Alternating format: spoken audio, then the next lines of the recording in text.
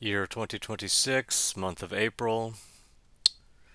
In this episode, we will look at the built-in keywords low values and high values. These work in a way that is a bit undeterministic. They're usually used as a flag, uh,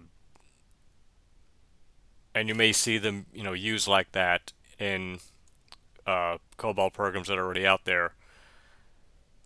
And when you see them, it might be best to just refactor them away with a flag in the way we understand it today. So in this file, begins with source format free, so I'm not worried about the 5 areas anymore, but I still have to have my 4 divisions: identification division, ID, environment is empty, data is just the working storage section with the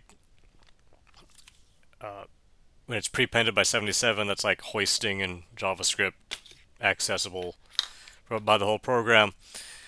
So I have a pick 2, an assigned pick 9, another pick 9, and an assigned pick 9 of 2, 3, 2, and 2 digits, and I assign them a value for that's just low values or low value. That's one of those singular and plural forms that do the same thing. High value, high values, and high value.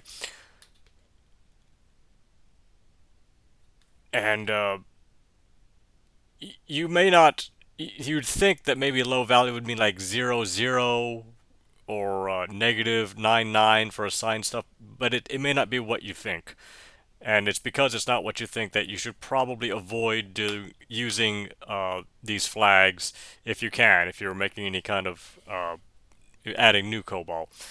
All right, so there's the program. I'm actually using the Helix editor, which is a Vim-like editor made in Rust. It turns out that Vim and Emacs actually had remote code execution uh, bugs in them that was found by AI. Which is just really interesting. There needs to be more auditing. All right, so since this is like VI, I'm just going to do quit or right quit. I didn't add anything. You actually get a contextual menu for this.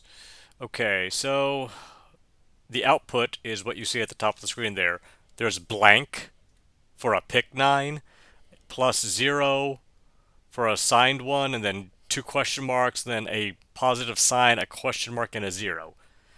All right, so as I said, high value, low value, in their plural forms, those are keywords that don't really have a determined value.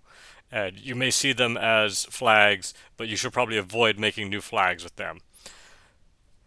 I'm going to investigate this more. I'm going to dig a little bit deeper into the GNU COBOL source code itself, and actually going to try and get on the maintenance crew for that project because somebody has to do it. Uh, uh, you know, you can't just greenfield everything. Um, all right, but that was it for today. Thank you for listening.